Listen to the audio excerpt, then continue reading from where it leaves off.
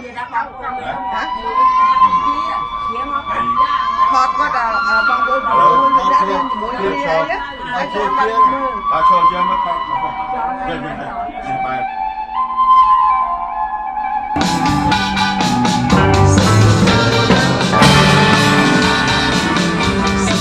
ថ្ងៃបងអូនជាថ្ងៃសូម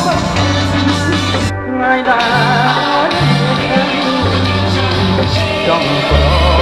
ណាមក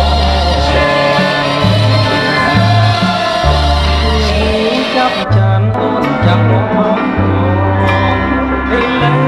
ក្នុងនោះ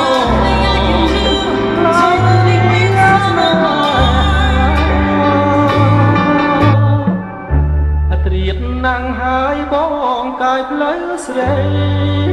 សំសាមជួ